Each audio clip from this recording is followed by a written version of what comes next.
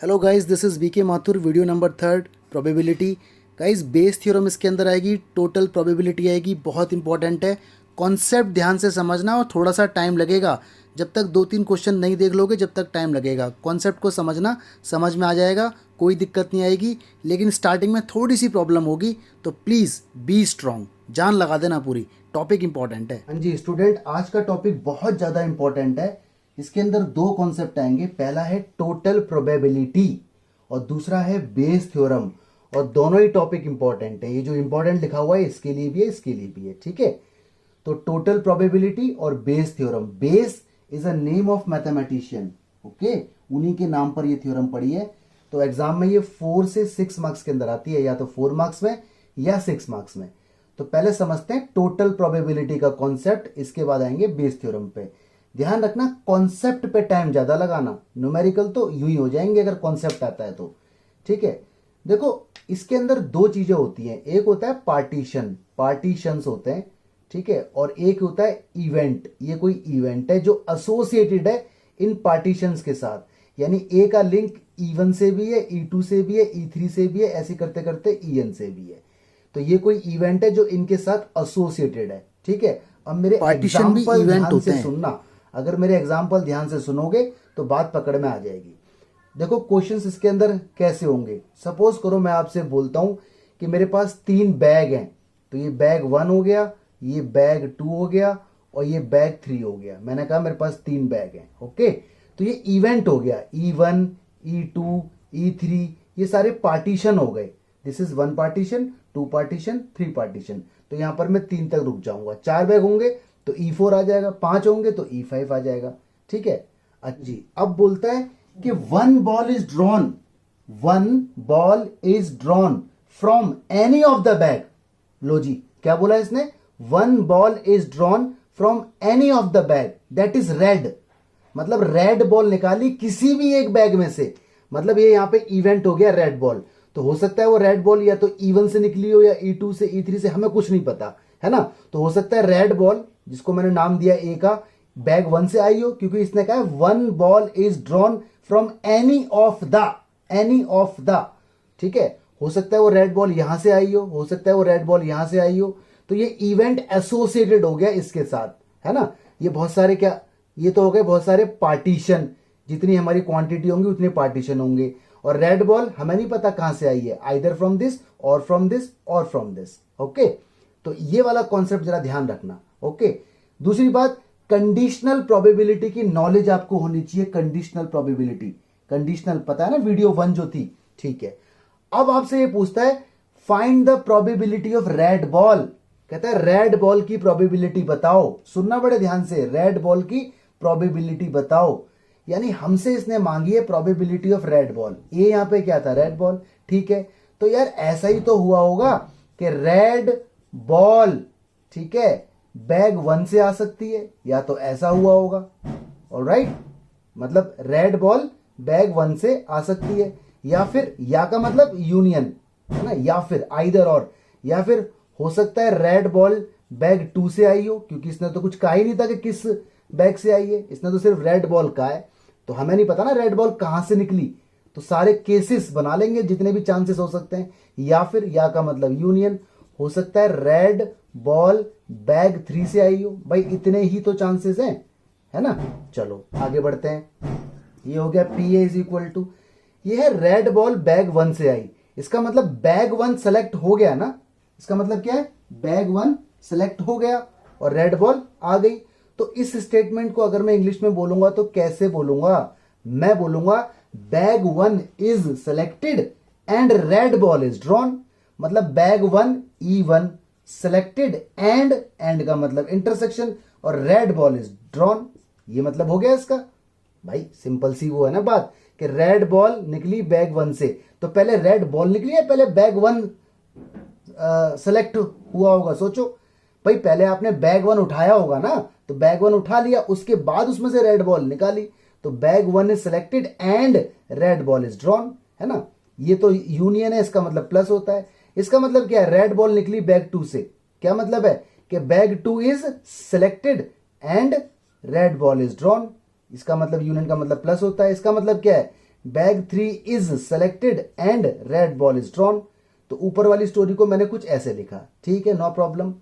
इसका मतलब क्या है, ये एंड है, एंड का मतलब मल्टीप्लाई, इंटरसेक्शन, इन सब के आगे ना पी लगा हुआ है, पी फॉर प्रोबेबिलिटी लगा हुआ है। तो एंड का मतलब होता है मल्टीप्लाई, ये हो गया PE1, ठीक है, और ये हो गया प्रोबेबिलिटी ऑफ रेड बॉल। अब प्रोबेबिलिटी ऑफ रेड बॉल का, ये बोल रहा है प्रोबेबिलिटी ऑफ रेड बॉल कहां से निकली रेड बॉल, बैग 1 से। तो देखो इसको मैं ऐसे बोलूंगा A/E1। अब ये बात जिसको पकड़ में आएगी वही समझ पाएगा। इसका मतलब है प्रोबेबिलिटी रेड बॉल की लेकिन बैग 1 से, मतलब देखो ये इवेंट तो हो चुका है ना, और ये मुझे निकालना है। कंडीशनल प्रोबेबिलिटी याद करो, दो बातें होती थी, एक बात दी होती थी और एक बात पूछी होती थी। तो यहां बोल रहा है रेड बॉल निकली बैग 1 से, मतलब बैग 1 पहले आया होगा, मतलब ये इवेंट ऑलरेडी अकर्ड हो गया, बैग 1 सेलेक्ट हो गया, तब रेड बॉल निकालने के चांस निकाल रहा हूं मैं। तो इसका मतलब ये है। सिमिलरली यहां अगर ये बात समझ में नहीं आई है तो यहां पर भी सीखने का मौका मिल रहा है, होप मत खोना, ठीक है, समझ में आएगा पक्का। इसका मतलब क्या है, प्रोबेबिलिटी बैग 2 सेलेक्ट हो गया, तो बैग 2 जब सेलेक्ट हो गया अब क्या निकालूंगा मैं, रेड बॉल। तो ये तो कंडीशनल हो गई ना बात, A/E2। क्यों, अरे बैग 2 सेलेक्ट हो गया, रेड बॉल निकाल लो। दो ही बातें यहां पे थी, एक बात मुझे दे दी गई क्योंकि देखो बैग 2 तो सेलेक्ट हुआ ना, तब रेड बॉल निकलेगी, इसलिए ये कंडीशनल है।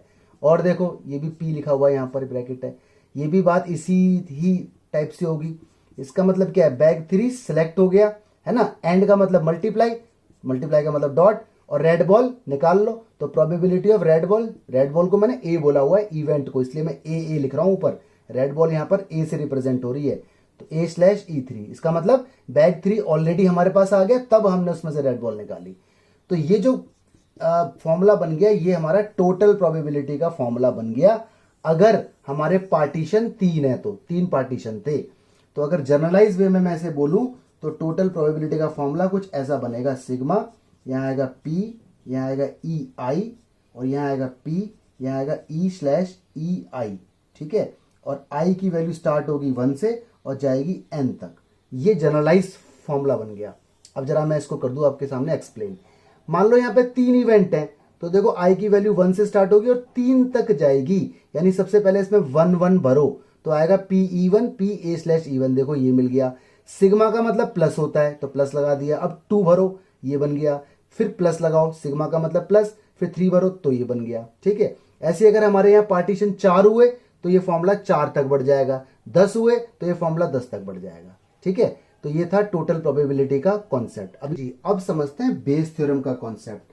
तो मैं पार्टीशन एक बार दोबारा बता रहा हूं, टोटल प्रोबेबिलिटी एक बार दोबारा बता रहा हूं, फिर बेस थ्योरम बताऊंगा, ठीक है, ध्यान से सुनना। मान लो हमारे पास कुछ पार्टीशंस हैं, ये पार्टीशन है, बहुत सारे इवेंट हैं, और ये कोई एक इवेंट है जो इन सब के साथ एसोसिएटेड है, इन सब से जुड़ा हुआ है, ठीक है, कॉमन इवेंट बोलते हैं इसको। एग्जाम्पल एक ले लेते हैं, सपोज करो मैंने कहा मेरे पास 3 बैग हैं, तो ये बैग 1 हो गया, ये बैग 2 हो गया, ओके, और ये बैग 3 हो गया, ऑलराइट। मैंने कहा इसमें इतनी रेड है, इतनी ब्लैक है, इतनी रेड है, इतनी ब्लैक है, इतनी रेड है, इतनी ब्लैक बॉल है, ठीक है। स्टेटमेंट सुनना। अब बोल रहा है one of the bag is selected at random, ध्यान से सुनो, one of the bag is selected at random, कोई एक बैग सेलेक्ट किया रैंडमली, हमें नहीं पता। तो यहां पे 3 बातें हो सकती है, या तो बैग 1 आया होगा, या बैग 2 आया होगा, या बैग 3 आया होगा, मतलब सिलेक्शन बैग का हो गया, ओके। फिर बोल रहा है and a ball is drawn, एक बॉल निकाली which is found to be red, जो कि रेड निकली। मतलब हमें ये नहीं मालूम कि रेड बॉल कहां से निकली। इसका मतलब जो हमारा इवेंट है वो हो सकता है बैग 1 से एसोसिएटेड हो, बैग 2 से हो, या बैग 3 से हो। मतलब रेड बॉल या तो यहां से निकलेगी, या यहां से, या यहां से। इसे बोलेंगे हम पार्टीशन। ये E1 है, ये E2 है, ये E3 है, ठीक है। These are all partition. Partition का मतलब क्या है कि अगर हम इन सबको कंबाइंड कर लें तो ये पूरा सैंपल स्पेस दे देगा, कंप्लीट सैंपल स्पेस, सारे बैगों को मिला के सैंपल स्पेस बन जाएगा। तो ये सारे पार्टीशन होते हैं हमारे, ओके। ये हमारा इवेंट है, ठीक है। अब मेरी बात जी, अब देखो आपसे क्या क्या पूछ सकता है। ये आपसे पूछेगा एक तो प्रोबेबिलिटी ऑफ रेड बॉल बताओ, तो रेड बॉल का मतलब ये हो गया टोटल प्रोबेबिलिटी, ठीक है। अभी अभी हमने इसका जस्टिफिकेशन देखा है। नंबर 1 ये पूछेगा। नंबर 2, अब देखना बेस थ्योरम की बात होने वाली है, ये पूछेगा प्रोबेबिलिटी बताओ रेड बॉल बैग 1 से आई है। लो जी, मतलब इसने इंफॉर्मेशन दे दी कि बैग 1 से ही रेड बॉल आई है। तो बैग 1 मतलब फोकस हो रहा है बैग 1 पर, तो बैग 1 यहां लिखा जाएगा E1, आई है रेड बॉल, मतलब रेड बॉल आ चुकी, ये बन गई कंडीशनल प्रोबेबिलिटी। ध्यान से देखो, है ना, इसने कहा है बैग 1 से ही रेड बॉल आई है, मतलब रेड बॉल आ गई, और जो इवेंट हो जाता है वो अपॉन में आता है। तो यहां थोड़ा सा खेल उल्टा हो गया, इसी को बोलते हैं बेस थ्योरम। अगर ये बोलता कि प्रोबेबिलिटी बताओ बैग 2 से रेड बॉल आई है, मतलब रेड बॉल तो आ गई ना, तो रेड बॉल नीचे, बैग 2 से, तो यहां E2 आ जाता। अब इसका फॉर्मूला तो आपको मालूम है, कंडीशनल फॉर्मूला क्या होता है, यहां आता है E1, ठीक है, इंटरसेक्शन, यहां क्या आता है A, और यहां क्या आता है ये प्रोबेबिलिटी ऑफ A। और प्रोबेबिलिटी ऑफ A क्या है, वो तो टोटल प्रोबेबिलिटी अभी अभी हमने यहाँ पे निकाली थी। तो ये एक छोटा सा बना फॉर्मूला। अब मैं आपको इसी फॉर्मूले को करूंगा एक्सप्लेन, ठीक है, आराम से। इधर देखो, मुझे निकालना है कि बैग 1 से आई है रेड बॉल, तो यहां उल्टा हो गया या जी। अब देखो बेस थ्योरम का असली फॉर्मूला क्या बनेगा, ये तो एक आइडिया था बस, है ना, ये सिर्फ एक आइडिया है, आइडिया के लिए। अब देखो मेन चीज आएगी यहां पर, हमें निकालना है प्रोबेबिलिटी कि बैग 1 से रेड बॉल आ चुकी है, बैग 1 से, लेकिन रेफरेंस में तो ये भी रहेंगे। तो देखो फॉर्मूला इस टाइप से इसका बनेगा, बैग 1 सेलेक्ट हुआ होगा और रेड बॉल निकाली होगी बैग 1 से, ये वही वाली बात है, सिर्फ यहां उल्टा होता है, यहां उल्टा नहीं है। इसका मतलब पहले बैग 1 सेलेक्ट हुआ होगा और रेड बॉल निकली बैग 1 से, ये हमने फाइंड करी है बैग 1 से, ठीक है। अपॉन, अपॉन में आएगा टोटल प्रोबेबिलिटी, और टोटल प्रोबेबिलिटी आपको मालूम है, अभी अभी आपने बनाई थी क्या, E1 A/E1, इससे भी हो सकता है, E2 A/E2, ये भी हो सकता है, प्लस E3 और A/E3, ये टोटल प्रोबेबिलिटी का फॉर्मूला है। तो प्रोबेबिलिटी का जो फॉर्मूला है वो क्या होता है, फेवरेबल आउटकम। देखो ये क्या है, favourable outcome upon total possibilities, ये टोटल पॉसिबिलिटी है, ठीक है। तो ये बनता है बेस थ्योरम का फॉर्मूला। ऑलराइट, अगर आपसे ये बोलता है कि प्रोबेबिलिटी बताओ बैग 2 से रेड बॉल आई है, बैग 2, तो यहाँ E2 आता /A, यहां पर आता probability of E2, probability of A/E2, नीचे कोई चेंज नहीं होता, नीचे सब कुछ आना ही आना है, क्योंकि प्रोबेबिलिटी तो रिक्वायर्ड अपॉन टोटल होती है। अगर ये बोलता है कि बैग 3 से रेड बॉल आई है, तो यहाँ पे E3 आता, ठीक है, /A, यहाँ पे आता probability of E3, probability A/E3, नीचे कोई चेंज नहीं, सारा आता। तो इसका मतलब अकॉर्डिंग टू सिचुएशन फॉर्मूला बदलता रहेगा। तो अगर जनरलाइज फॉर्मूले की मैं बात करूं तो वो कुछ इस तरह से होगा, EI/A इज इक्वल टू, यहां पे आएगा प्रोबेबिलिटी EI A/EI, और नीचे वही टोटल प्रोबेबिलिटी का फॉर्मूला, आई की वैल्यू स्टार्ट होगी 1 से जाएगी n तक, यहाँ पे आएगा EI, ठीक है, प्रोबेबिलिटी सबके साथ लगा हुआ है, और यहाँ पे आएगा प्रोबेबिलिटी A/EI, आई बोलो जे बोलो कुछ भी। तो ये जनरलाइज हो गया फॉर्मूला, कहने का मतलब है जितने पार्टीशन होंगे फॉर्मूला उस हिसाब से बढ़ता चला जाएगा। अगर मान लो पार्टीशन 2 ही होते तो सिर्फ 2 ही तक रुक जाता, आगे ये आता ही नहीं। पार्टीशन 4 होते तो और बढ़ जाता, ठीक है। तो ये आपकी बेस थ्योरम है। कंफ्यूज मत हो रहा, मुझे पता है थोड़ा सा आप कंफ्यूज हो गए हो, अभी न्यूमेरिकल आने दो, जैसे ही न्यूमेरिकल आएंगे आपको ऑटोमेटिक हैप्पी हैप्पी हो जाओगे, ठीक है। थोड़ा सा बस रोक के रखो, सब्र रखो, अभी समझ में आ जाएगा सब कुछ, टोटल प्रोबेबिलिटी और बेस थ्योरम। जब बात आती है कि सर हमें कैसे पता चलेगा कि क्वेश्चन टोटल प्रोबेबिलिटी का है या बेस थ्योरम का है, ठीक है, तो मैं ये भी आपको बता देता हूं। देखो अगर इसने कहा है कि find the probability of red ball, यानी कोई इंफॉर्मेशन नहीं है, बस रेड बॉल की बात हो रही है, तो ऑफ कोर्स टोटल प्रोबेबिलिटी का है। लेकिन अगर इसने आपको कंडीशन लगा के दे दी और बोल रहा है find the probability that red ball is drawn only from bag 1, तो यानी 2 बातें हो गई, रेड बॉल ड्रॉ हो गई, हो चुकी है बैग 1 से, तो 2 बातें हो गई, तो वो बेस थ्योरम का हो जाएगा, ठीक है। एक और एग्जांपल ले लेता हूं, मान लो मैं आपसे बोलूं कि कोई स्टूडेंट है, student either knows the answer और copies the answer or guesses the answer, मतलब या तो वो आंसर को जानता है या वो कॉपी करता है या वो तुक्का लगा देता है, गैस कर लेता है। तो ये मेरे हो गए पार्टीशन, E1 हो गया, E2 हो गया, E3 हो गया। His answer is correct, correct ये मेरा इवेंट हो गया कोई ए, ठीक है, करेक्ट आंसर जो इनके साथ एसोसिएटेड है। तो यहां पर मेरा E1 हो गया, E2 हो गया और E3 हो गया, और ये क्या हो गया, करेक्ट मेरा, ठीक है, ओके। फिर इनके लिंक भी तो बनेंगे ऐसे करके एसोसिएशन के, A/E1 A/E2 A/E3। क्या मतलब है कि आंसर करेक्ट है उसका अगर उसे आंसर आता था, इसका मतलब क्या है, आंसर करेक्ट है अगर उसने कॉपी किया, इसका मतलब क्या है, मतलब चीटिंग करी। इसका मतलब क्या, आंसर करेक्ट है अगर उसने गैस किया। तो ये सारे इवेंट तैयार हो गए। अब देखो एंड में ये क्या पूछेगा, ये मुझसे पूछेगा find probability if his answer is correct, मतलब बस और कोई इंफॉर्मेशन नहीं है। तो इसका मतलब टोटल प्रोबेबिलिटी पूछ ली, ठीक है, क्योंकि आंसर इज करेक्ट की बात पूछ रहा है। अच्छा, अभी अगर मेरे से पूछता है कि find the probability that his answer is correct given that he guesses the answer, तो देखो यहां पे दो स्टेटमेंट आ गए, आंसर करेक्ट है और उसने गैस किया है, तुक्का लगाया है, तो यानी ये बेस थ्योरम का हो गया। तो इसका फॉर्मूला मैं ऐसे बनाऊंगा, यहां लूंगा मैं E3, यहां लूंगा मैं A, और फॉर्मूला डिजाइन करना आपको आता ही है, नीचे टोटल प्रोबेबिलिटी, ऊपर E3 वाले इवेंट मल्टीप्लाई में। ठीक है, आई होप अब आपका डाउट कंफ्यूजन दूर हो गया होगा। ठीक है, अब न्यूमेरिकल आएंगे, बड़ा मजा आएगा, समझ में आएगा। देखो कुछ टर्मिनोलॉजी है बेस थ्योरम से जुड़ी हुई।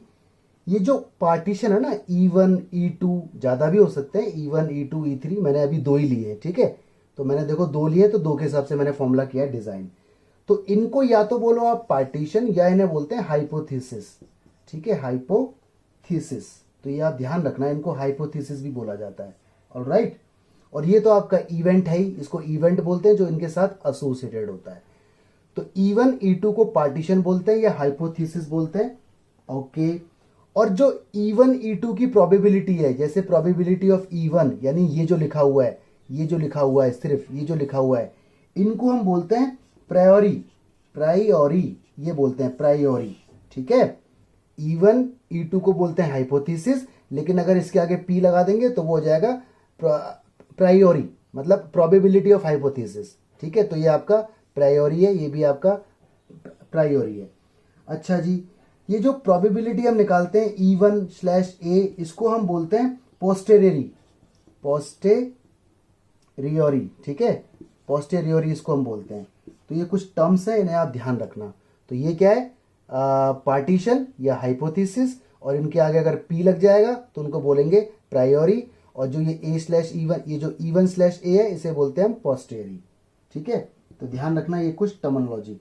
ओके, देखिए गाइस, स्क्रीन पर आपकी क्वेश्चन है, बड़े आराम से देखना।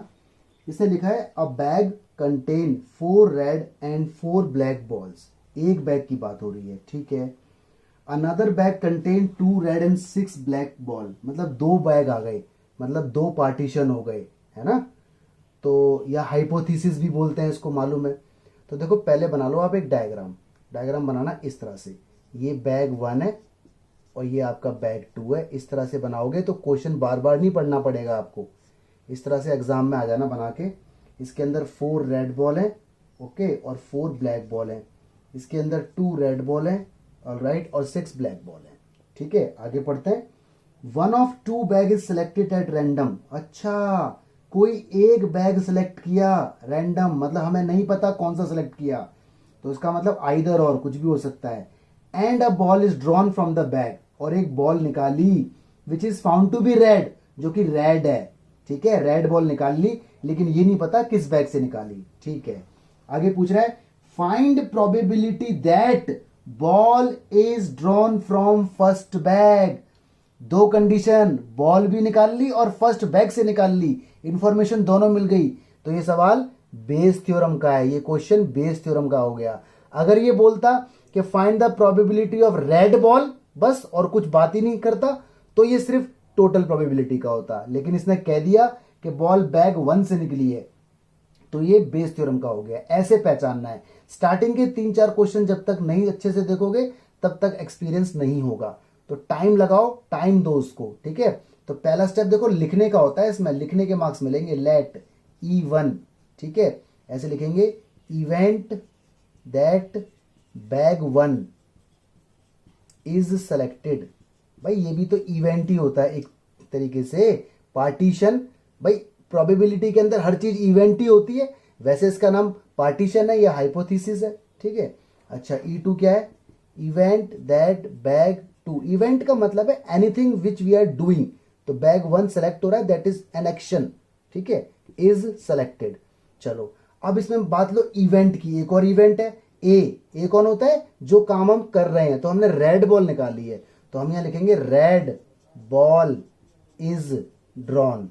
कहां से निकाली हमें नहीं पता, बस रेड बॉल इज ड्रॉन, ये ए है। ठीक है, तो ये आपके हाइपोथेसिस हो गए, या पार्टीशन हो गए, या आपका मेन इवेंट हो गया। ये भी अपने आप में इवेंट ही है, लेकिन ए इनसे जुड़ा हुआ है, एसोसिएटेड है, तो इनका लिंक बना के भी लिखना पड़ेगा आपको ऐसे, A/E1 A/E2 ऐसे।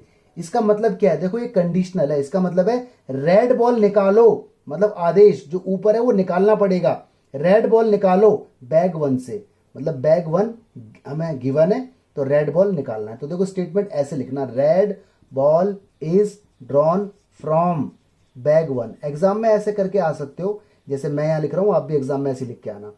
इसका मतलब क्या है, A/E2 का रेड बॉल निकालो कहां से, बैग 2 से, red ball is drawn from bag 2, इस तरह से एग्जाम में लिख के आ सकते हो। तो भाई इतने स्टेटमेंट आपको लिखने पड़ेंगे। यहाँ पे हाइपोथेसिस 2 है, यहाँ पार्टीशन 2 है, तो फॉर्मूला 2 के हिसाब से बनेगा। ऑलराइट, आगे मैं यहाँ बढ़ रहा हूं, अब लिखूंगा मैं इंफॉर्मेशन। यहां पर 2 बैग हैं, तो पहले बैग को सिलेक्ट करने की प्रोबेबिलिटी ऑफ कोर्स 1/2, दूसरे बैग को सिलेक्ट करने की प्रोबेबिलिटी ऑफ कोर्स 1/2, क्योंकि कोई सा भी बैग सिलेक्ट किया जा सकता है, कुछ कहा तो है नहीं इसने, तो 1/2 दोनों की होगी। अगर 3 बैग होते तो 1/3, 4 बैग होते तो 1/4 सबकी हो जाती। ठीक है, तो कोई इंफॉर्मेशन नहीं है, तो इक्वल इक्वल चांस मानेंगे हम, हमें क्या पता कौन सा बैग सिलेक्ट हुआ है। अच्छा, ये तो हो गया, इसको तो नहीं छेड़ते, इन्हें छेड़ते हैं। अब निकालो PA/E1, इसका मतलब समझना, इसका मतलब है रेड बॉल निकालो, जो ऊपर होता है वो निकालना होता है, रेड बॉल निकालो बैग 1 में से। तो बैग 1 में रेड बॉल कितनी है, 4 है, ये ब्लैक है, तो रेड बॉल निकालने का फॉर्मूला प्रोबेबिलिटी कैसे निकालते हैं, required upon total, favourable outcome upon total outcome. तो रेड बॉल कितनी है 4, और नीचे कितना आएगा टोटल 8। कट सकता है लेकिन मैं काटूंगा नहीं, वरना मेरा एलसीएम बिगड़ जाएगा, ऐसे ही रखो उसे। ठीक है, फिर निकालो A/E2, इसका मतलब क्या है, रेड बॉल, ए का मतलब रेड बॉल फ्रॉम बैग 2, तो बैग 2 में रेड बॉल कितनी है 2, तो आ गया ये 2/8। ठीक है, चलो अब बनाऊंगा मैं फॉर्मूला, तो आपको यहां लिखना पड़ेगा by Bayes theorem, Bayes theorem की मदद से। ठीक है, बेस थ्योरम। अब बनाएंगे फॉर्मूला। अब क्वेश्चन को ध्यान से देखो क्या लिखा है, इसने लिखा है find the probability that ball is drawn from first bag, मतलब जो फाइंड है ना वो फर्स्ट बैग है। फाइंड क्या है, फर्स्ट बैग, तो आपको पता है कि जो फाइंड होता है वो हमेशा ऊपर आता है, तो फाइंड फर्स्ट बैग, मतलब फर्स्ट बैग को नाम दिया हुआ E1, इससे रेड बॉल निकली, तो यहां उल्टा करना पड़ता है। बस यहां वाला खेल आपको समझना है कि यहां आपको उल्टा करना है। अगर ये बोलता find that ball is drawn from second bag, तो यहां E2 आता। अब इसके हिसाब से फॉर्मूला डिजाइन करो, फॉर्मूला डिजाइन करना मैं आपको बता चुका हूं, जो यहां पर है ऊपर वही आएगा, ऊपर आएगा E1 और आएगा A/E1, इन दोनों का साथ रहता है हमेशा, और नीचे तो सब कुछ आना है, probability of E1, probability of A/E1 plus probability of E2, probability of A/E2, यानी नीचे तो सब कुछ आना है। ठीक है जी, तो ध्यान रखना जो बात बोली है वही ऊपर आएगा, और दोनों के बीच में मल्टीप्लाई। इसका मतलब ये अपने आप में एक प्रोबेबिलिटी है, और इसका मतलब रेड बॉल निकली बैग 1 से, और इसका मतलब बैग 1 से ही रेड बॉल निकली, ये जोड़ दे रहा है। तो इस हिसाब से आपको फॉर्मूला बनाना है, कंफ्यूज मत हो जाना। ठीक है, तो ये सारी चीजें अब डाल दो इसके अंदर, सारी वैल्यूज। E1 की वैल्यू कितनी है 1/2, A/E1 की वैल्यू कितनी है 4/8, और इस तरह से ना ब्रैकेट में रखना ताकि गलती होने की कोई चांस ना हो। E1 की वैल्यू कितनी है 1/2, ये कितनी है 4/8। ठीक है, प्लस E2 की वैल्यू कितनी है अगेन 1/2, ये कितनी है 2/8। अब देखो बड़े आराम से, एलसीएम के चक्कर में मत पड़ना, कॉमन निकालो।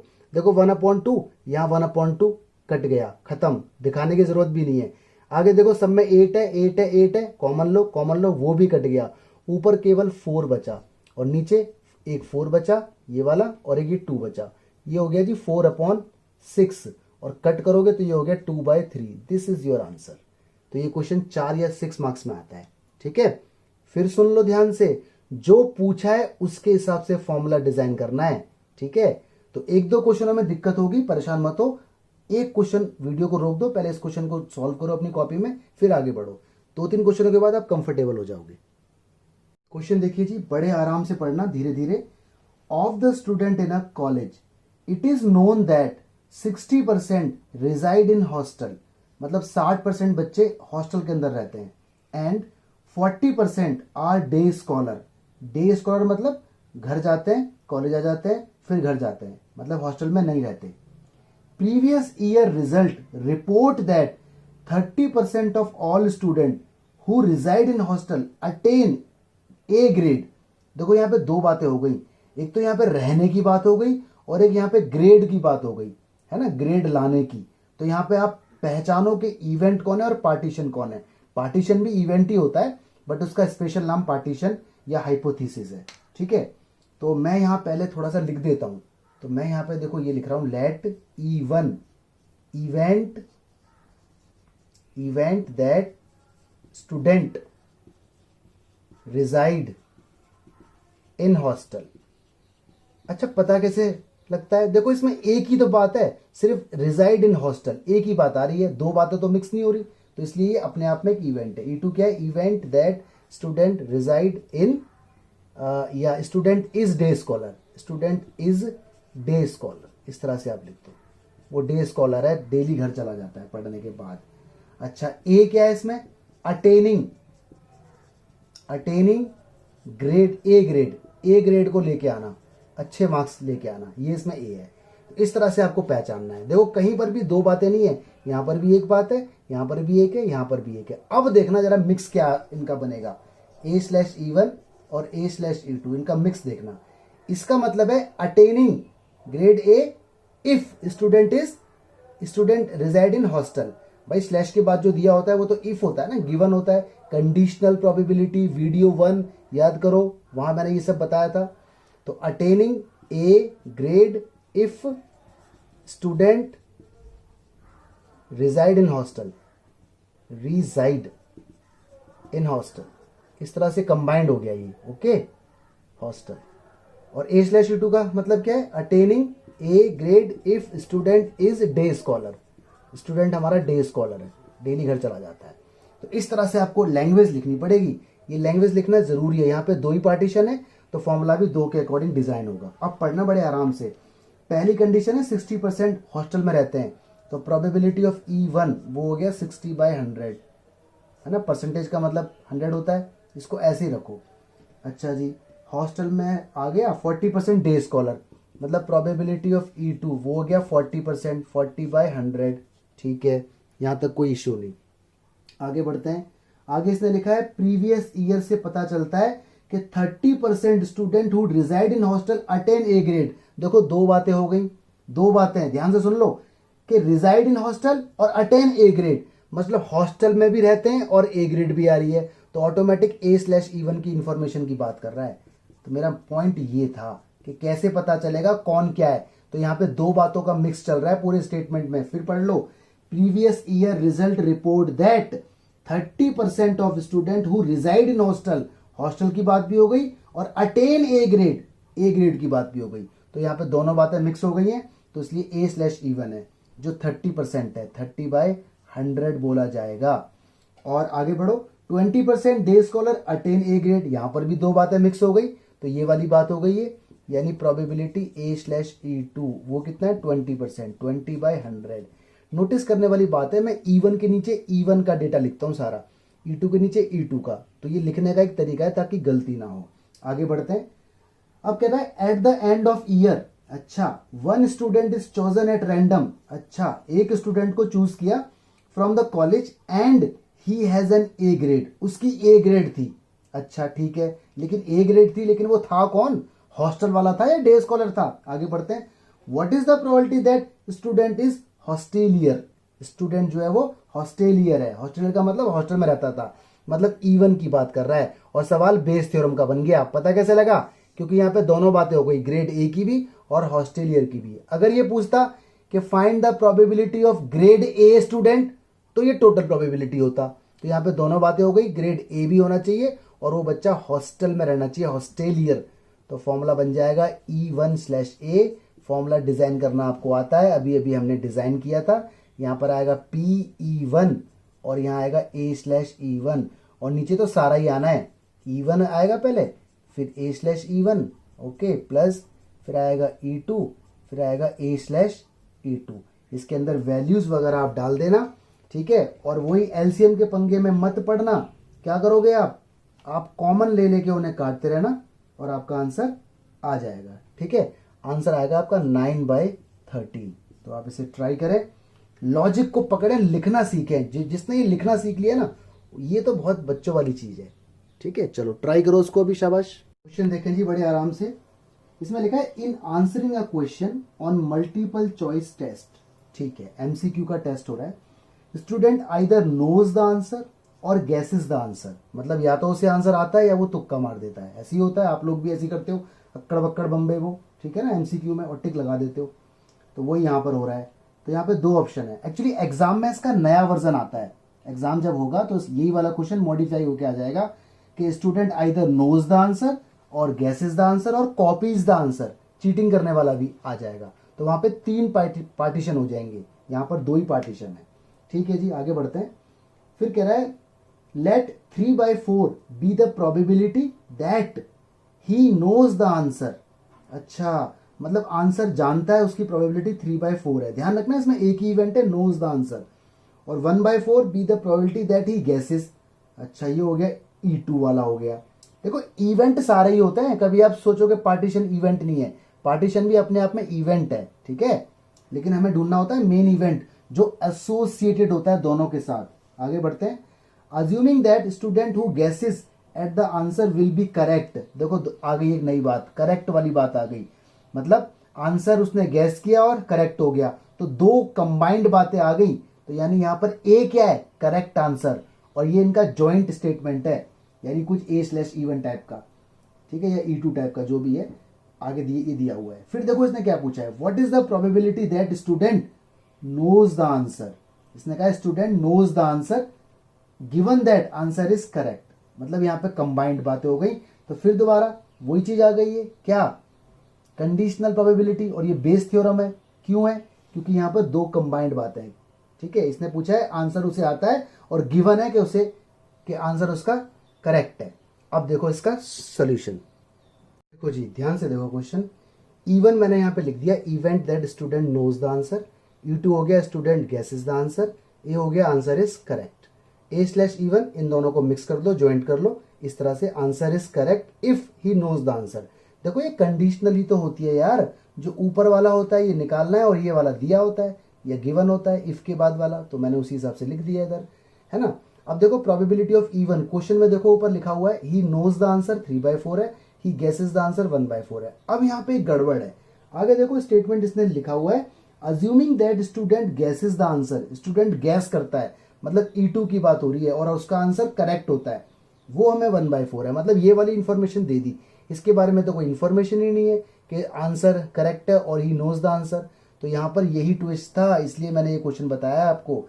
तो यार एक बात बताओ, जब उसे आंसर आता है तो आंसर तो करेक्ट होगा ही, तो ये श्योर इवेंट है, ये 100% सच है। अगर आता है तो सही होगा, तो इसका मतलब इसकी प्रोबेबिलिटी 1 लेंगे हम। तो ध्यान रखना, श्योर इवेंट और अनश्योर इवेंट भी इसके अंदर आ जाते हैं, तो ये आपको खुद पहचानना पड़ेगा। तो ऑफ कोर्स अगर आंसर आता है तो सही तो होगा ही, है ना। तो ये इसकी प्रोबेबिलिटी 1 ये खुद लेंगे। क्वेश्चन में ये हिडन था, इसलिए मैंने स्टार लगा दिया यहाँ पर। अब बाय बेस थ्योरम, अब देखो इसने क्या कहा है, what is the probability that student knows the answer. इसने व्हाट लिखा है नोज के आगे, तो नोज को मैंने बोला है इवन। गिवन है ना, लिखा है देखो गिवन आंसर इज करेक्ट, तो गिवन आता है अपॉन में। तो देखो कंडीशनल प्रोबेबिलिटी का लॉजिक लग रहा है वीडियो 1। तो बेस थ्योरम कंडीशनल प्रोबेबिलिटी की तो होती है, कंडीशनल प्रोबेबिलिटी का ब्रॉडर वर्जन बेस थ्योरम है। तो इसने मांगा है आंसर आता है और आंसर उसका करेक्ट है, तो जो गिवन होता है वो अपॉन में, जो निकालना होता है वो ऊपर। इसके हिसाब से फॉर्मूला डिजाइन हो जाएगा, नीचे कोई चेंज नहीं होता, ऊपर वही आता है जो यहाँ लिखा होता है। E2 होता है तो E2 आता, वैल्यू सारी इसके अंदर डालो, एलसीएम लो, कटापीटी करो, you will get your result. ठीक है, अब थोड़ा सा कॉन्फिडेंस बढ़ रहा होगा आपका। क्वेश्चन देखिए, इंपॉर्टेंट क्वेश्चन है, बच्चे बड़े कंफ्यूज रहते हैं इस टाइप के क्वेश्चन में। ठीक है, बड़े आराम से पढ़ना और इंफॉर्मेशन निकालने की कोशिश करना, पहचानना इसमें पार्टीशन कौन है। ठीक है, इसमें लिखा है a laboratory blood test is 99% effective in detecting a certain disease when it is in fact present. मतलब किसी बंदे को बीमारी है, उसने उस लेबोरेटरी में जाके अपना ब्लड टेस्ट कराया, तो 99% चांसेस है कि बीमारी पकड़ में आएगी, एक्यूरेसी आएगी। लेकिन 1% ऐसा हो सकता है कि उसे बीमारी ना हो और ब्लड टेस्ट हो जाए और बीमारी वो झूठ बोल दे या बीमारी है वो मना कर दे, तो 1% एरर के चांसेस हैं। ठीक है, इसका मतलब ये है। ओके, आगे बढ़ते हैं। However the test also yield a false positive result for 0.5%। मतलब 0.5% ऐसा भी होता है कि रिजल्ट फॉल्स आ जाती है, झूठी हो जाती है। ठीक है, द हेल्दी पर्सन टेस्टेड। नहीं समझ में आया भाई? 99% बीमारी पकड़ में आती है, 1% पकड़ में नहीं आती। उस 1% में क्या क्या होता है? वो झूठ बोलती है, सच बोलती है, बीमारी बताती है या कुछ और बीमारी बता देती है, वो अलग मैटर है। उस 1% के अंदर ही ये 0.5% वाला मैटर है कि 0.5% ऐसा होता है कि फॉल्स पॉजिटिव रिजल्ट बताती है। फॉल्स पॉजिटिव, बीमारी नहीं है तब भी वो बता रही है कि आप बीमार हो, फॉल्स पॉजिटिव। उस 1% में से इतना ऐसा हो रहा है। ठीक है, इसमें यहाँ पे ब्रैकेट में लिखा हुआ है, if a healthy person is tested with probability 0.005 test will imply he has disease. मतलब कोई स्वस्थ बंदा जाएगा तब भी बोलेगा आपको बीमारी है। भाई 0.5%, देखो ये पॉइंट में और ये परसेंटेज में, तो परसेंटेज की वजह से अपॉन में 100 आएगा, और क्योंकि ये पॉइंट में तो एक जीरो और लगाएंगे तो डेसिमल में ये 5/1000 हो जाएगा, इसलिए 005 लिखा हुआ है ब्रैकेट में। ठीक है, आगे देखो क्या लिखा है। इफ 0.1%, नोटिस करने वाली बात है, परसेंट का साइन भी है इधर, 0.1% of population actually has disease. अच्छा, ये बीमार लोग आ गए, मतलब 0.1% लोग बीमार हैं। ठीक है, इसमें सिर्फ एक ही स्टेटमेंट है, बीमार हैं, इसमें लैब का कोई जिक्र नहीं हो रहा है। What is the probability that person has disease? अच्छा, given that his test result is positive. यहां पे दोनों बातें पूछ रहा है। अब बच्चा यहां फंस जाता है कि सर यहाँ पे लेट क्या होगा, लैब टेस्ट होगा लेट, या पर्सन डिजीज लेट होगा। अरे लैब टेस्ट तो डिजीज पर्सन को टेस्ट कर रहा है ना, तो लैब टेस्ट में तो दो बातें आ रही हैं, बंदा डिजीज से सफर है और लैब टेस्ट भी हो रहा है। तो यहाँ पे इवन क्या है? डिजीज, बंदा जो वास्तव में डिजीज से परेशान है। तो ऐसे क्वेश्चन थोड़ा सा फंस जाते हैं, तो 2-3 क्वेश्चनों की प्रैक्टिस करोगे, कंफर्टेबल हो जाओगे। तो यहाँ पे देखो लेट क्या है, यहाँ पे लेट है इवन इज इक्वल टू, ठीक है, person has actual disease, actually disease, मतलब बंदे को वास्तव में डिजीज है। ठीक है जी, तो ये आपका हो गया इस तरह से, बंदे को वास्तव में डिजीज है। E2 क्या है? पर्सन हैज नो डिजीज, बंदे को कोई डिजीज ही नहीं है। ठीक है, मतलब बंदा एकदम हेल्दी है। और ए क्या है? Lab test positive, lab test positive, lab test जो है वो हमेशा पॉजिटिव बता रही है, क्योंकि इसमें लिखा हुआ है पॉजिटिव बताती है। अब इन्हें कर दो combined, A/E1 lab test positive if, conditional बन गई ना, ये ऊपर वाला निकालना है, बाद वाला दे दिया गया है, तो इफ से वो कनेक्ट हो जाएगा। Lab test positive if person has actually disease, मतलब बंदे को बीमारी है और लैब टेस्ट ने बता दिया आपको बीमारी है, तो ये तो अच्छी बात है। ठीक है, अब देखो गड़बड़ होने वाली है। E2 क्या आने वाला है इसमें? अब देखना जरा इसका मतलब क्या है। Lab test positive if person has no disease, ये गड़बड़ है भाई। मतलब बंदे को बीमारी नहीं है और लैब ने बता दिया आपको तो बीमारी है, वो तो बेचारा वैसे ही मर जाएगा सुन के, है ना। अब सपोज करो कोई बंदा HIV टेस्ट के लिए गया लैब के अंदर, उसने कहा जी मेरा HIV टेस्ट कर दो। अब ये हो गया उसके साथ, मतलब उसको HIV है नहीं, लेकिन वो कह रहा है कि नहीं आपको तो HIV है, तो वो तो वैसे ही मर जाएगा हार्ट अटैक के मारे। तो देखो ऐसा भी होता है इंडिया में। इंडिया में क्या ऑल ओवर वर्ल्ड होता होगा भाई, एरर तो हर जगह होती है। तो ये वाली बात हो गई। अब निकालते हैं इन्फॉर्मेशन और डेटा। तो यहां मैं निकाल रहा हूं डेटा। प्रोबेबिलिटी ऑफ इवन क्या है? बंदे को बीमारी है 0.1%, 0.1%। तो क्योंकि ये पॉइंट है और ये परसेंटेज में भी है, तो डेसिमल में डील मत करो, इसे बोल दो 1/1000। 1000 क्यों? 100 तो परसेंटेज की वजह से आया और 0 वो 0.1 था इसलिए आया। अब है बंदे को बीमारी नहीं है, तो ये बीमारी है और ये बीमारी नहीं है, तो 1 में से लेस कर दो इसे। 1 में से इसे लेस करोगे तो आपका आएगा 999/1000। ये आपका E2 आ गया। ठीक है, चलो आगे बढ़ो। ऊपर देखो क्वेश्चन में साफ साफ लिखा हुआ है कि 99% बीमारी पकड़ में आती है हेल्दी पर्सन की, मतलब सॉरी 99% बीमारी पकड़ में आती है बीमार की, मतलब ये वाली बात कर रहा है ए स्लैश इवन। तो इन्फॉर्मेशन इसने दे दी, तो आपको पहचानना है कंबाइंड स्टेटमेंट कहाँ पर है, इस तरह से आपको पहचानना है। तो 99%, तो 99/100 इसका डेटा हो गया। आगे देखो, इसने साफ साफ लिखा हुआ है कि 0.5% ऐसा हो रहा है कि हेल्दी की टेस्टिंग हो रही है और बीमारी तब भी आ रही है, तो यानी ये गलत काम हो रहा है। A/E2 ये ले लो, 0.5 है ये, तो 5/1000 हो जाएगा। क्यों? पॉइंट है इसलिए 0 और परसेंटेज है इसलिए 100। अब देखो एंड में इसने लिखा है by Bayes theorem, by Bayes theorem. Calculation थोड़ी सी बढ़ी जाएगी इसकी, लेकिन डरना नहीं है। तो देखो बेस थ्योरम की वजह से इसने क्या कहा है, इसने आपसे कहा है what is the probability that person has disease, बंदे को डिजीज है, तो वो तो E1 है, वो ऊपर आएगा, जो वॉट होता है वो ऊपर आता है। Given his test is positive, E1/A निकालना है। फॉर्मूला आपको बनाना आता है, लगातार मैं आपको बता चुका हूं। ऊपर वो आता है जो यहां पर लिखा है, नीचे सब कुछ आता है। तो आप इस क्वेश्चन को सॉल्व करना अपने आप, आपका आंसर आएगा 198/1197। ठीक है, तो ये क्वेश्चन वास्तव में तेल निकाल देता है बच्चों की। इसके जैसा मैं एक क्वेश्चन और छोड़ के जाऊंगा आपके लिए। ठीक है, प्रैक्टिस करो, जितने ज़्यादा क्वेश्चन करोगे उतना कॉन्फिडेंस बढ़ेगा। हाँ जी गाइस, क्वेश्चन देखिए, बहुत इंपॉर्टेंट क्वेश्चन है ये, आपके सामने आ रहा है स्क्रीन पर। इसमें लिखा है अ card from 52 card is lost. अरे ये क्या बोल रहा है, ये बोल रहा है 52 कार्ड थे, उसमें से एक कार्ड खो गया, तो बचे कितने? 51। ठीक है जी, एक कार्ड खो गया।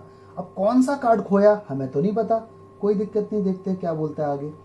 फिर बोल रहा है फ्रॉम द रिमेनिंग कार्ड, मतलब जो 51 बचे हुए हैं, 2 कार्ड्स आर ड्रॉन, 2 कार्ड निकाले, 2 कार्ड, ध्यान रखना 2।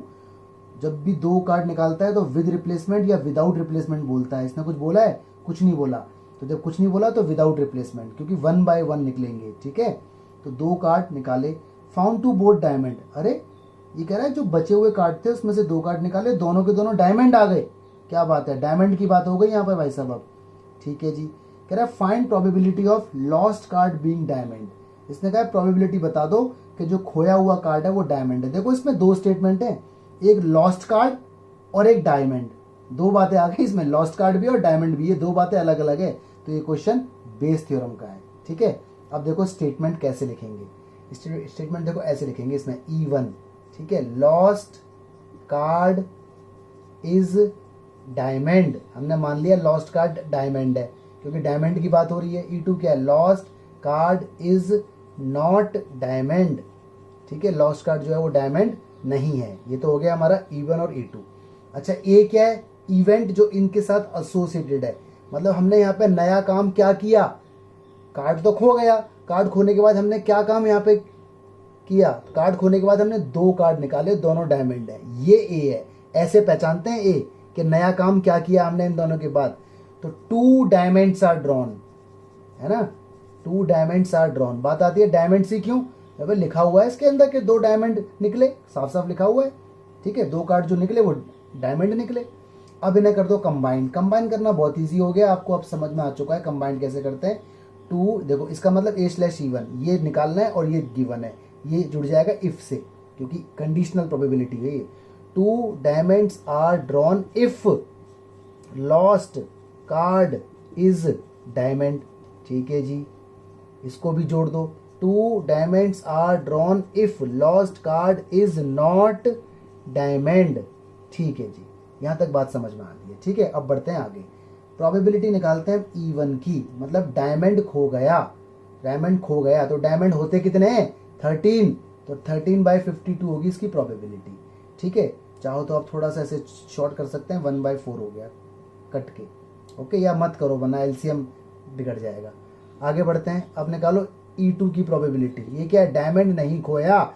डायमंड नहीं खोया तो कौन कौन खोया होगा, या तो स्पेड खोया होगा, या क्लब खोया होगा, या हार्ट खोया होगा, है ना। तो या तो उन तीनों का, या मतलब क्या होता है और, या फिर 1 में से इसे लेस कर दो ना, सिंपल 1 में से ये लेस होगा, तो 1 - 13/52 आंसर आ जाएगा 39/52। यहां तक बात आती है। अब निकालते हैं A/E1, इसमें थोड़ा सा चक्कर पड़ेगा। इसका मतलब क्या है भाई A/E1 का, इसका मतलब है 2 डायमंड निकाले अगर डायमंड खो गया। बड़े ध्यान से सुनना, ए का मतलब है 2 डायमंड निकाले और E1 का मतलब है डायमंड खो गया, मतलब ये चीज हो चुकी है, ये इवेंट ऑलरेडी अकर्ड हो गया है। कंडीशनल प्रोबेबिलिटी है, ये अकड़ हो गया है। तो याद करो, डायमंड अगर खो गया तो डायमंड बचे कितने, 51। 51 में से 2 डायमंड निकाल लो। तो डायमंड निकालेंगे जब 2, डायमंड होते कितने, 13, लेकिन 13 में से एक तो खो गया, बचे कितने, 12। निकालो भाई। तो पहले डायमंड की होगी 12/51 और दूसरे की होगी 11/50। ये होगी इसकी प्रोबेबिलिटी। बोलो बात समझ में आई कि नहीं आई? नहीं आई? रीजन ध्यान से देखो एक बार, विदाउट रिप्लेसमेंट है। क्यों? अरे विदाउट रिप्लेसमेंट जब भी एक से ज्यादा निकालता है तो विदाउट रिप्लेसमेंट लगता है, या कॉम्बिनेशन लगाओ। याद करो मैंने आपको कहा था कॉम्बिनेशन भी लगा सकते हो, तो ये ज्यादा इजी है ना। तो देखो पहला जब कार्ड निकालेंगे डायमंड, तो डायमंड 13 होते हैं, लेकिन हमारे पास तो 12 ही बचे क्योंकि एक डायमंड खो गया। तो प्रोबेबिलिटी का formula favourable upon total outcome. तो डायमंड बचे 12, तो 12/51। 51 क्यों? क्योंकि टोटल कार्ड भी तो कम हुए। तो ये पहला डायमंड निकालने का है। फिर जब दूसरा निकालूंगा तो 12 में से एक और हो गया कम, क्योंकि ऑलरेडी मेरा बाहर आ गया। विदाउट रिप्लेसमेंट, कोई इंफॉर्मेशन ना हो तो विदाउट रिप्लेसमेंट, तो 11/50 हो गया। ठीक है, ये है। आया समझ? अब तो आ गया आपको, मुझे पता है। अब निकालो A/E2। इसका मतलब क्या है, ध्यान से देखना, 2 डायमंड निकाले, डायमंड नहीं खोया। E2 का मतलब डायमंड नहीं खोया। E2 का मतलब देखो ये रहा। तो 2 डायमंड निकाले, डायमंड खोया ही नहीं, तो डायमंड कितने बचे, 13 ही थे। 13 में से 2 निकाल लो। पहले की क्या होगी, 13/51। अब कहते हो सर ये क्यों आया? अरे एक पत्ता तो खोया, डायमंड नहीं खोया, तो कोई और तो खोया होगा, क्योंकि इसने कहा खोया।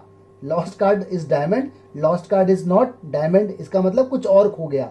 ठीक है, तो टोटल तो कम हो गया होगा ना, 51 तो कार्ड रह ही गए। तो ये पहले डायमंड की प्रोबेबिलिटी। दूसरे की निकालने के लिए 12/50। 12 क्यों, एक पत्ता और कम हो गया।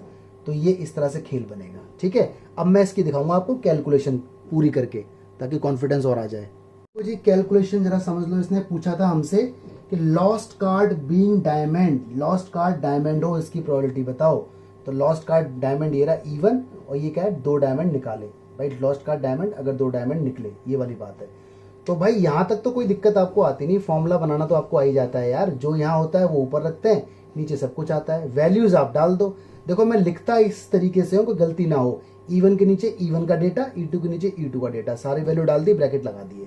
अब इसे देख के ना भयंकर दिमाग के अंदर एक भयंकर तूफान आ जाता है, ये क्या हो गया। देखो कितना ईजी है, ध्यान से देखो। सब में 52, 51, 50, 52, 51, 50, 52, 51, 50 कॉमन है। कॉमन ले दो, उड़ा दो, गायब हो गया। सब में देखो 13 और 12, 13, 12, 13, 12 कॉमन है, उड़ा दो, सब उड़ गए। तो यहाँ क्या बचा, खाली 11। यहाँ क्या बचा, खाली 11, बीच में प्लस है। यहाँ क्या बचा, ये उड़ गया, ये उड़ गया, सारे उड़ गए, 39। ऐड कर लो, ये रहा। तो देखो आंसर आ गया। तो बच्चा यहाँ एलसीएम में उलझ जाता है, एलसीएम में उलझ जाएगा, 10 मिनट लगा देगा और फिर भी आंसर गलत निकालेगा और बोलेगा भाई क्या हो गया ये। तो ऐसा नहीं करना है, स्मार्ट खेलना है। ठीक है, तो आई थिंक ये क्वेश्चन आपको समझ में आया होगा। अच्छा, ये तो क्वेश्चन डायमंड में था। एग्जाम में ये क्वेश्चन कई बार आ चुका है। डायमंड की जगह कभी स्पेड बोल देता है, कभी क्लब बोल देता है। आंसर यही रहेगा। ठीक है, अगर 2 निकाले हैं तो इस तरह से इस क्वेश्चन को ट्राई करो। क्वेश्चन देखिए आपकी स्क्रीन पर, कह रहा है suppose a girl throw a die. अच्छा, एक लड़की डाई फेंकती है। ओके, कोई इशू नहीं। इफ शी गेट 5 और 6 she toss a coin 3 times. अच्छा, मतलब कुछ इस तरह से एक्सपेरिमेंट बोल रहा है कि उस लड़की ने डाई फेंका, डाई के बाद अगर उसके पास 5 या 6 आया तो उसने कॉइन फेंका, है ना, और कॉइन वो भी 3 बार फेंका, 3 टाइम्स। तो 3 बार कॉइन फेंकेगी तो उसके पास सैंपल बन के आएगा head head head, head head tail, head tail head, tail head head, या एक हेड 2 टेल, सफल करा दो इस तरह से, टेल टेल हेड, या फिर 3 टेल, है ना, ये आएगा। ओके, फिर कहता है इफ शी गेट, अच्छा इसमें एक बात और भी है, she toss a coin 3 times and note number of head. Number of head यहाँ पर लिख लेती है। चलो ये तो बात की बात है। इफ शी गेट 1, 2, 3 और 4, अगर उसके पास डाई फेंकने पर 1, 2, 3 या 4 आया तो क्या हुआ, कॉइन टॉस करती है कॉइन को वंस, कॉइन को टॉस करती है वंस। ठीक है, टॉस कॉइन वंस। ठीक है जी, यहाँ पे टॉस कॉइन 3 टाइम्स था, तो एक बार फेंकेगी तो उसके पास या तो हेड आएगा या टेल आएगा। चलो एक्सपेरिमेंट बना लिया हमने यहाँ पे। And note whether the head और टेल इज ऑब्टेन्ड, नोट कर लेती है क्या आया। ठीक है, या तो हेड आया होगा टेल आया होगा, लेकिन इसमें से कुछ ना कुछ आया होगा, सैंपल स्पेस है। ठीक है, अब देखना बात, if she obtained exactly one head, ओहो एग्जैक्टली वन हेड की बात हो रही है, इफ, ठीक है, what is the probability that she threw 1 2 3 4 with the die. अब दिक्कत आ गई यार, इसमें E1 क्या है, E2 क्या है, कैसे पता चलेगा क्या E1 है और क्या E2 है। तो देखो, जब भी आप कंफ्यूज हो जाओ, क्वेश्चन में पढ़ के ना समझ पाओ कि E1 क्या है E2 क्या है, तो उसके लिए मैं बता रहा हूं आपको एक ट्रिक। ठीक है, सुनना बड़े ध्यान से। क्वेश्चन के एंड में जाओ और जो इसने पूछा है वही आपका E1 E2 होता है, बात खत्म हो गई। क्वेश्चन के एंड में जाना है, जो भी इसने पूछा है वही हमारा E1 और E2 होता है। नहीं समझे? देखो, इसने एंड में पूछा हुआ है कि find the probability that she threw 1 2 3 और 4, तो ये हमारा E1 है या E2, जो भी मानो। क्योंकि देखो, एक्सपेरिमेंट ये हुए हैं, इनके साथ एसोसिएटेड तो नंबर ऑफ हेड है ना, नंबर ऑफ हेड इस केस में क्या है और इस केस में क्या है, तो वो हमारा कॉमन इवेंट हो गया। तो जब भी समझ में ना आए तो क्वेश्चन के एंड में जाके देखना, या जितने भी हमने क्वेश्चन देखे हैं सबके एंड में जाके देखो, अब तक वही E1 E2 हुआ करते थे। तो यहाँ पे लेट क्या होगा, E1 क्या है, गर्ल गेट 5 और 6, ठीक है, और E2 क्या है, गर्ल गेट 1 2 3 4, और A क्या है, exactly one head, exactly one head. ठीक है, ये रहा। अच्छा, अब निकालते हैं इनकी प्रोबेबिलिटी। प्रोबेबिलिटी ऑफ E1 क्या होगी, 2/6, 2 इवेंट है, डाई फेंकने पे टोटल 6 होता है। ठीक है, काटापिटी मैं नहीं कर रहा हूँ। E2 क्या होगी, 4/6। प्रोबेबिलिटी ऑफ A/E1 क्या होगी, वो तो लिखना मैं यहाँ भूल गया, वो भी आपको लिखना है। A/E1 कैसे लिखोगे, exactly one head when girl throw coin 3 times, ये वाला statement. A/E2 exactly one head when girl throw toss once. ठीक है, लिख देना वो जरूर, CYS। अगर नहीं लिखोगे तो मार्क्स नहीं मिलेंगे, तो जरूर लिखना ये वाला स्टेटमेंट, इनको कंबाइन करके। ठीक है, यहाँ भी बल्कि आप लिख सकते हो, गर्ल्स गेट 5 और 6 and throw coin 3 times, girls get 1 2 3 4 and 3 coin and toss coin 1 times, लिख देना आप यहाँ पर भी। ठीक है, प्रॉपर लिखोगे तो ही मार्क्स मिलेंगे। टीचर पहले इसी को देखता है, ये तो हर बच्चा कर लेता है कैलकुलेशन, है ही क्या इसके अंदर। A/E1 इसका मतलब एग्जैक्टली वन हेड, जब ऐसा कुछ हो तो एग्जैक्टली वन हेड के तो 3 ही केसेस हैं, ये 1 2 3, तो उसकी 3/8 होगी। और A/E2 क्या आएगा, एग्जैक्टली वन हेड जब ऐसा केस हो तो इसकी 1/2 होगी, एक ही तो है। ठीक है, अब देखो इसके अंदर फॉर्मूला बताओ, E1 का बनेगा या E2 का, ध्यान से देखो जरा। इसने कहा 1 2 3 4 चाहिए, मतलब ये वाला केस, तो बाय BT बोला तो बेस थ्योरम, फुल फॉर्म लिखना वहां पे, कभी बन जाओ आइंस्टाइन। तो E2/A का बनेगा फॉर्मूला बनाना आपको आता है। यहाँ E2 है तो यहाँ सारा E2 का डेटा आएगा, नीचे आएगा टोटल। ठीक है जी, और आपका जो आंसर इस क्वेश्चन का निकल के आएगा वो आएगा 8/11। तो आप खुद ट्राई करो, इस क्वेश्चन से आप सीखे कि अगर कंफ्यूज हो जाए तो कैसे लेट करें। थोड़ा लिखने का काम मैंने छोड़ दिया है, प्लीज इस काम को अभी लिखें तब आगे बढ़े। ठीक है, इस 3 क्वेश्चन आपके सामने, तीनों में हिंट देके जाऊंगा, पूरा नहीं बताऊंगा, समझना पड़े आराम से। ठीक है, क्वेश्चन नंबर 6 देखो, इसने कहा देयर आर 3 कॉइन्स, 3 कॉइन्स हैं, मतलब पार्टीशन यहाँ पे 3 हो गए। ठीक है, एक हो गया मेरा E1, एक हो गया मेरा E2, एक हो गया मेरा E3, इस तरह से ये मेरे पार्टीशन हो गए। ऑलराइट, 1 is 2-headed कॉइन, तो पहला स्टेप होगा let E1 is equal to event, E1 is equal to 2-headed coin. Okay, 1 is 2-headed coin having head on both side. अरे शोले फिल्म वाला, जिसमें शोले मूवी नहीं थी, उसमें 2 तरफ हेड होता था, अमिताभ बच्चन कुछ भी फेंकते थे दोनों तरफ ही हेड ही आता था, तो 2-headed कॉइन है। Another is biased coin, E2 क्या है, late biased coin. E2 biased मतलब भेदभाव, पार्शियलिटी। ठीक है, दैट कम्स अप हेड 75%, मतलब इसको जब भी फेंकोगे ज्यादातर चांस 75 के होंगे। कॉइन की डिजाइनिंग कुछ शेप कुछ ऐसी होगी, थोड़ा मुड़ा होगा, थोड़ा टेढ़ा होगा, तो फेंकने पर वो ऑटोमेटिक उसी शेप में आ जाता है, बायस्ड कॉइन है। ठीक है जी।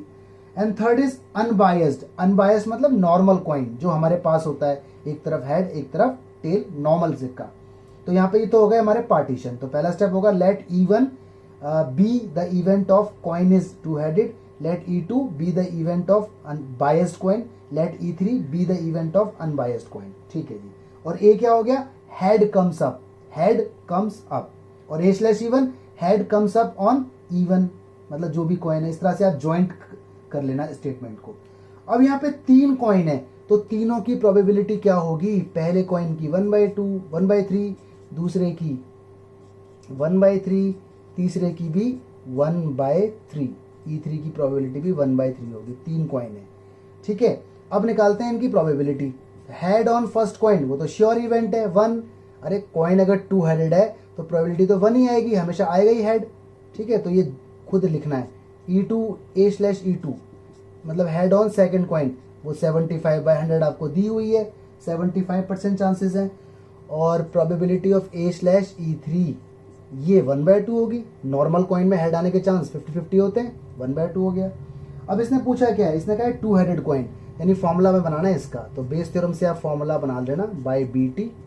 कौन सा बनेगा, E1/A का फॉर्मूला बनेगा, कैलकुलेशन करना और आंसर आएगा आपका 4/9। ठीक है, तो इस क्वेश्चन को ट्राई करना जरूर, क्वेश्चन इंपॉर्टेंट है। अगला देखिए क्वेश्चन नंबर 7 देखिए पहले। Insurance company insured 2000 scooter driver, 4000 car driver, 6000 truck driver. अच्छा, बच्चों से यहाँ गलती क्या होती है, बच्चे ना सोच लेते हैं ये 2000 प्रोबेबिलिटी है। अरे प्रोबेबिलिटी कभी 2000 होती है, खुद सोचो, प्रोबेबिलिटी हमेशा 1 से छोटी होती है। ठीक है, तो ये 2000 प्रोबेबिलिटी नहीं है, ये नंबर ऑफ इवेंट हैं। तो यहाँ पे पार्टीशन हो गए E1, E2, E3, 3 हो गए यहाँ पे। ठीक है, तो आप यहाँ पे इस तरह से लिखना, लेट E1 नंबर ऑफ कौन है ये, स्कूटर है, कौन है, scooter, number of scooter driver. ठीक है, इंश्योर्ड नंबर ऑफ मतलब स्कूटर ड्राइवर इंश्योर्ड, E1 हो गया। और E2 हो गया आपका number of truck driver insured, car driver insured. और E3 आपका हो गया जी number of truck driver insured, insurance हुआ है उनका। आगे कहता है प्रोबेबिलिटी ऑफ एन एक्सीडेंट, अरे एक्सीडेंट हो गया 0.01, 0.03, 0.15, ये प्रोबेबिलिटी है क्योंकि डेसिमल में और 1 से छोटी है। ठीक है, कह रहा है one of the insured person meet with an accident, एक बंदे का एक्सीडेंट हो गया, what is the probability that he is scooter driver, scooter driver, Bayes theorem का सवाल हो गया। तो इसमें P1 क्या होगा, प्रोबेबिलिटी ऑफ E1, भाई स्कूटर वाले बंदे 2000 हैं और टोटल इन सबका 2000, 4000, 6000 टोटल करोगे तो 12000, ये आपका E1 हो गया। ऐसे ही आपका E2 हो जाएगा 4000/12000, E3 हो जाएगा 6000/12000। और A/E1 आपका है 0.01 यानी 1/100, डेसिमल में डील नहीं करना। A/E2 3/100, A/E3 15/100, फॉर्मूला बना लेना और आपका आंसर आएगा 1/52। ट्राई करना है इसको। ठीक है, क्वेश्चन एग्जाम में आ चुका है कई बार। हाँ जी, क्वेश्चन नंबर 8 देख लो। A factory has 2 machine A and B। ठीक है, past record show that machine A produced 60% of item of output. अच्छा बच्चे, पता है जब भी कोई फैक्ट्री वाला क्वेश्चन आता है तो बच्चे कंफ्यूज हो जाते हैं, वो सोचते हैं सर ये सवाल तो LPP का है, मैन्युफैक्चरिंग वाला। अरे LPP का तो जब होगा जब लिखा होगा उसके अंदर LPP, अगर क्वेश्चन के अंदर प्रोबेबिलिटी लिखा है तो कंफ्यूज क्यों हो रहे हो, फैक्ट्री का मतलब LPP थोड़ी हो जाता है। ठीक है, तो बहुत सारी बातें, तो इसलिए कंफ्यूज मत हो जाना। A factory has 2 machine A and B. Past records show that machine A produced 60% of item of output. ठीक है, यानी यहाँ पर E1 है मशीन, यहाँ पे जो E1 होगा वो है मशीन 1 का आउटपुट, टोटल आउटपुट मशीन 1 का। ठीक है, और E2 हो जाएगा मशीन 2 का आउटपुट। तो E1 की प्रोबेबिलिटी हमारी हो जाएगी 60/100। ठीक है, और E2 की प्रोबेबिलिटी हो जाएगी 40/100। ठीक है, यहाँ तक कोई दिक्कत नहीं है। आगे बोल रहा है further 2% of item produced by machine A और 1% produced by machine B were defective, यानी यहाँ पे A क्या हो जाएगा, डिफेक्टिव आइटम। ठीक है, डिफेक्टिव आइटम। और A/E1 की probability defective item by machine A जो कि 2% है, 2/100। और A/E2 defective item by machine B जो कि 1/100 है, 1% है। आगे बोल रहा है all the item are put into one stock pile and then one item is chosen at random from this and is found to be defective। ठीक है, आगे देखो what is the probability that it was produced by machine B। Base theorem का formula E2/A पूछ रहा है, formula बनाना आपको आता है, सॉल्व करना, 1/4 विल बी योर रिजल्ट। ठीक है, चेक करो, अभी करो, शाबाश। क्वेश्चन देखिए, 2 groups are competing for the position on board of director of a corporation, मतलब 2 ग्रुप हैं। Probability that first and second group will win are this and this, ये तो बहुत इजी हो गया। E1 इसके अंदर लेट करना probability of first group winning और E2 probability of second group winning. ठीक है। और ए क्या होगा इसमें, देखते हैं, आगे बढ़ते हैं। If first group wins, probability introducing new product, ये क्या हो गया, इंट्रोड्यूसिंग न्यू प्रोडक्ट, ठीक है, फुल फॉर्म लिख देना, इंट्रोड्यूसिंग न्यू प्रोडक्ट। A/E1 बना लोगे, introducing new product bye group 1, या इफ ग्रुप 1 विंस। और A/E2 भी आप बना लोगे, introducing new product if group 2 wins, ठीक है। प्रोबेबिलिटी देखो सबकी दी हुई है, E1 की है 6/10, डेसिमल में डील मैं नहीं करता हूँ, E2 की है 4/10, और A/E1 मुझे दिया हुआ है न्यू प्रोडक्ट इंट्रोड्यूस होगा ग्रुप 1 के द्वारा 7/10, और A/E2 न्यू प्रोडक्ट इंट्रोड्यूस होगा ग्रुप 2 के द्वारा 3/10। एंड में find the probability that new product introduce was second group, तो फॉर्मूला बनेगा E2/A का, ठीक है। फॉर्मूला बनाओ, फॉर्मूला बनाना आता है ना, क्या, जो चीज पूछी है वो चीज ऊपर रख देते हैं और आपका आंसर आ जाएगा 2/9। आप इसे ट्राई करना और आपका आंसर आएगा। मेन है लिखने का तरीका और आइडेंटिफिकेशन। जी गाइस, क्वेश्चन आपके सामने, manufacture has 3 machine ABC, first operator A produce 1% defective, ठीक है। इसमें दो बातें हो गई, डिफेक्टिव भी आ गया और आइटम भी प्रोड्यूस हो रहा है, और ये सब दिया हुआ है। आगे है A is on job for 50% of I time, मतलब 50% प्रोडक्शन जो है वो A बनाता है यहाँ पर, और B 30% है और C 20% है, और डिफेक्टिव आइटम प्रोड्यूस हुआ है। What is the probability that is what produce by A, ठीक है। अब बच्चे पता है यहाँ कंफ्यूज हो जाते हैं, वो E1 लेट कर लेते हैं डिफेक्टिव आइटम को, बल्कि ऐसा नहीं है। यहाँ पर जो E1 होगा वो होगा item produce by operator A, E2 item produce by operator B, E3 item produce by operator C, और ये क्या होगा, defective item produced. A/E1 item, sorry, defective item produced by operator A, A/E2 defective item produced by operator C, और A/E3 defective item produced by operator C, ठीक है। Probability आपको यहाँ पे सारी की सारी दी हुई है, आप देख सकते हो क्या क्या है, बताओ जरा। इसकी है जी 50/100, इसकी 30/100, इसकी 20/100, ठीक है। नहीं, डिफेक्टिव है ये तो, डिफेक्टिव इसकी है 1/100, इसकी 5/100, इसकी 7/100, मतलब ये इन्फॉर्मेशन स्टार्टिंग में दे दी गई है। और इनकी प्रोबेबिलिटी है 50/100, 50/100 और 30/100, 50, 30 और 20, सॉरी, ठीक है, आई एम सॉरी। और जो फॉर्मूला इसका बनेगा वो ऑपरेटर C का बनेगा, ऑपरेटर C का नहीं, ऑपरेटर A का बनेगा, यानी फॉर्मूला बनेगा E1/A का, ठीक है। फॉर्मूला बनाना आपको आता है, और जो आपका आंसर आएगा इसका वो आएगा 5/34। तो आप इसे खुद ट्राई करें, ठीक है। मेन चीज़ है लिखना। मैंने आपको फिर बता रहा हूं, अगर आप लिखने में भूल जाते हो, पहचान नहीं पाते हो, तो क्वेश्चन के एंड में देखो क्या पूछा है, जो पूछा है ना वही E1, E2, E3 होते हैं, ठीक है। आइडिया मिल जाएगा वहां से। गाइस, इन क्वेश्चन को दोबारा प्रैक्टिस करो। मेन चीज़ फोकस करना इन्फॉर्मेशन निकालने पर, डेटा E1, E2, A ये सब क्या है, ठीक है। जितने ज़्यादा क्वेश्चंस आप करोगे उतनी प्रैक्टिस होगी। Thank you so much, God bless you, stay blessed.